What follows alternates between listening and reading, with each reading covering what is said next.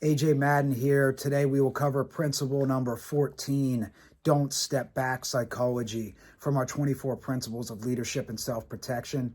From 1% Warrior, Black Belt Boss, now available on Amazon on my website, coachajmadden.com. Please pick yourself up a copy if you would like to improve your ability to lead and also protect yourself and those you care about the most.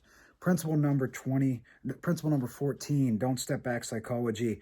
Let's start out with a quote from General George Patton, World War II general. We must have a superiority complex.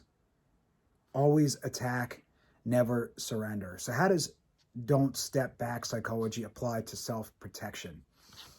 Once you have to defend yourself physically, once you've exhausted all other possibilities, verbal de-escalation, walking away, running away, escaping, doing everything you can to be aware and avoid real violence. Once you have no other choice, you must decide not to take a step backwards anymore. This is mentally, this is emotionally, and this is physically. Don't step back.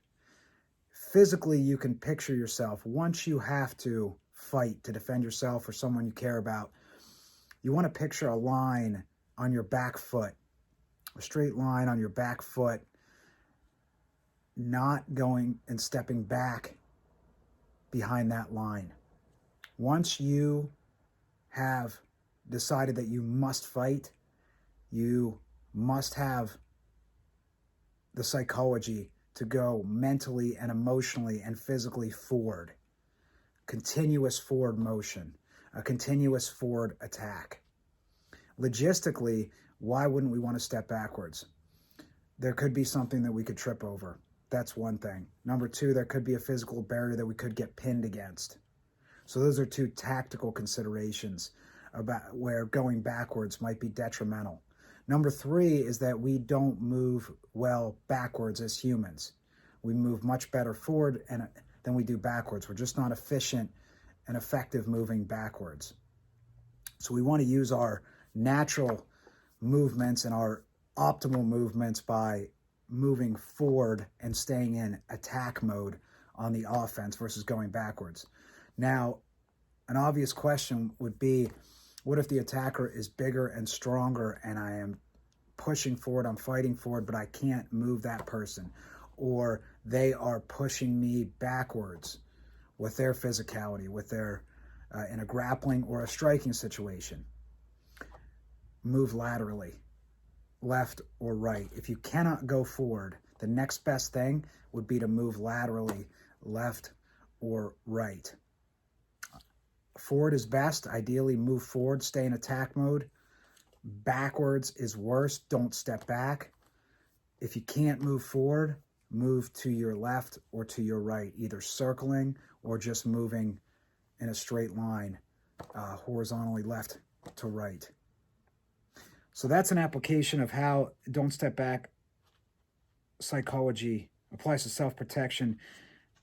Additionally, peak performance expert Jim Grover, also known as Kelly McCann, he wrote the brilliant book Combatives, and he has a great DVD series and a YouTube channel. He says, wear their shirt. He says, wear your opponent's shirt. Be all over them. And that is a don't step back, move forward, stay in attack mode psychology. Another way you could think about it is taking up the space that they occupied previously. Take up that space your opponent occupied previously by moving forward and pushing them backwards.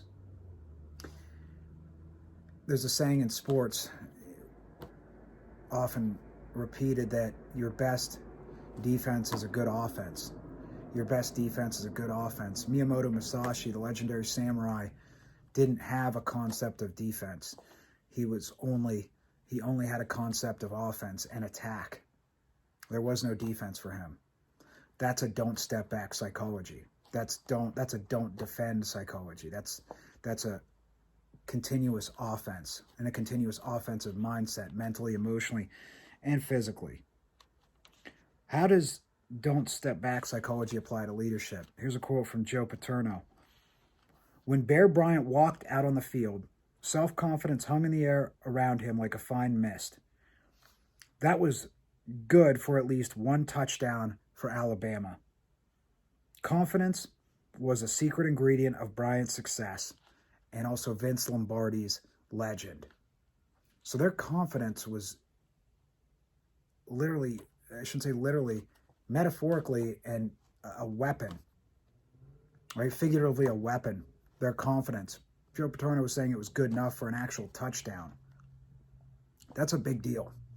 That's a big deal how our confidence and our don't step back mindset can literally put people on their heels, can put people mentally and emotionally on their heels. Leadership applications. This one's crucial. Confidence is contagious. Don't step back psychology, confidence. Confidence and continuously be able to move forward and be on the offense. The opposite would be showing doubt. And I say this over and over again to leaders: never show doubt. Never show doubt in the mission. Never show doubt in your people. Never show doubt in yourself. Never show doubt in the tactics. Never show doubt, because confidence is contagious, but doubt is way more contagious. 5 to 10 times more contagious, at least, showing doubt as a leader. So if you can just avoid showing doubt, you're already in a good place. If you can just avoid showing any doubt as a leader, you're already in a great place. Just don't do that. Now, if you can take it to the next level of showing confidence, now you're getting to that level of elite leadership. Now you're getting to the top 1%, the top 1% of 1% that continuously show confidence in the mission, in their people, in themselves, in the tactics, in the strategies, in the future, all right? And we say never show doubt. That doesn't mean never admitting that you wrong, incorrect, make a mistake, because we also take 100% responsibility for the failures and mistakes as leaders. That is crucial. But never showing doubt once the decision is made to move forward in a mission, in our people, in ourselves, we don't show doubt. That doesn't mean that we can't make a change when new information is available to us.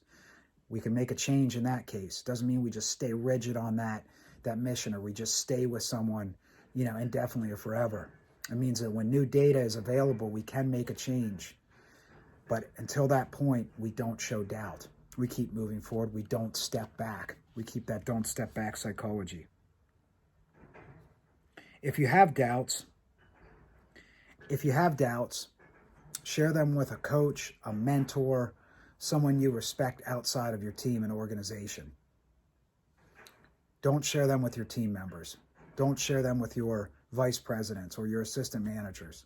Share them with someone that you respect and admire that is outside the organization. Again, a mentor, a coach, a family member, a close friend, someone who is outside the organization. Because as a leader, we don't want to show that doubt, because it'll spread through the organization like a virus. It will spread through quickly, and it can cause tremendous damage to the morale and the confidence of your team. So we want to never show doubt. We want to keep that don't step back psychology of confidence and optimism, certainty and enthusiasm. If you found this video useful, please hit like and subscribe. If you found this video helpful, please share it with someone that you believe it could also help their leadership and their ability to protect themselves and those they care about the most.